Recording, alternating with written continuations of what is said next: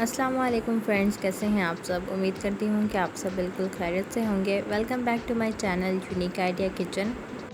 आज मैं आपके साथ बहुत ही मज़ेदार ईद स्पेशल रेसिपी शेयर कर रही हूँ। आज हम बना रहे हैं फेनिया सेवइयाँ। तो आज मैं आपको इसकी परफेक्ट मेजरमेंट के मुताबिक जो है इसकी रेसिपी बताऊँगी। आप देख सकते हैं ये कितने मज़ेदार बनकर तैयार हो चुके हैं। तो आपने मेरी रेसिपी को कंप्लीट वॉच करना है ताकि आपको अच्छे से समझ आ सके, और चैनल को भी सब्सक्राइब करना ना भूलें। तो सबसे पहले मैंने यहाँ पे लिया है 3 लीटर दूध, जिसमें मैंने 4 इलायचियाँ डालकर गर्म होने के लिए छोड़ दिया है। यहाँ पर मैंने फेनी सेवइयाँ का 1.5 लच्छा लिया है और उसको मैंने क्रश कर लिया है। दूध यहाँ पे गर्म हो चुका है। अब हम इसमें डालेंगे 1 प्लेट छुआरे, जिसको मैंने दरमियान में कट लगाकर गुठली निकाल ली है। साथ ही मैंने यहाँ पे आधा कप नारियल ली है, जिसको काट लिया है। आधा कप मैंने किशमिश ली है, थोड़े से बादाम लिए हैं। अब तमाम चीज़ों को दूध में बॉयल आने तक बहुत अच्छे से पका लेंगे। तो ये रेसिपी बहुत ही मज़ेदार किस्म की रेसिपी है, ईद स्पेशल रेसिपी है। आप इसे ईद के अलावा भी घर बनाकर एंजॉय कर सकते हैं। मेरी रेसिपी आपको पसंद आए तो मेरे चैनल को सब्सक्राइब करें और बेल आइकन को भी लाज़मी हिट करें, ताकि आने वाली हर न्यू रेसिपी का नोटिफिकेशन आप तक आसानी से पहुंच सके। तो यहाँ पे आप देख सकते हैं दूध में बॉयल आ चुका है। तो इसमें हम अपनी सेवइयाँ जो हैं वो डाल देते हैं और फ्लेम को लो टू मीडियम कर देंगे और इसे 7 से 8 मिनट के लिए बहुत अच्छे से पका लेंगे।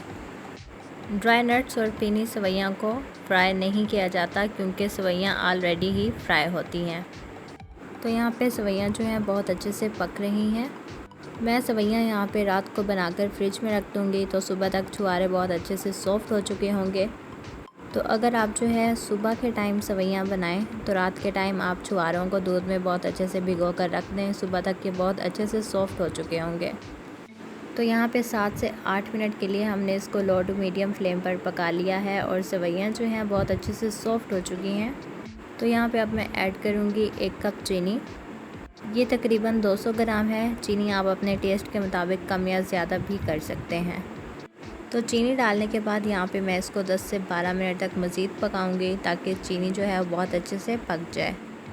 ये एक परफेक्ट मेजरमेंट है। हम सेवइयाँ यहाँ पे ज़्यादा नहीं डालेंगे, क्योंकि पकने के बाद जो है सेवइयाँ बहुत ज़्यादा गाढ़ी हो जाती हैं। तो यहाँ पर आप देख सकते हैं इसकी कंसिस्टेंसी बड़ी ही ज़बरदस्त है। बहुत ज़्यादा गाढ़ी भी नहीं है, ना ही बहुत ज़्यादा पतली है, बिल्कुल परफेक्ट है।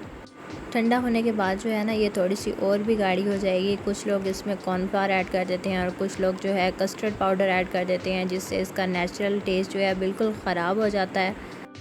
तो यहाँ पे हमारी जो फीनी सेवइयाँ हैं वो बिल्कुल रेडी हैं। फ्लेम हमने बिल्कुल ऑफ़ कर दी है और इसको रूम टेम्परेचर पर ठंडा कर लिया है। और उसके बाद जो है मैंने यहाँ पे बादाम से इसकी थोड़ी सी गार्निशिंग कर ली है। अब जो है मैं इसको ओवरनाइट के लिए फ़्रिज में रख दूँगी, और सुबह जो होगा इसका आला सा टेस्ट होगा और ये जल्दी जल्दी ख़त्म हो जाएंगी। आप इसको ज़रूर ट्राई कीजिएगा। मिलते हैं नेक्स्ट वीडियो में।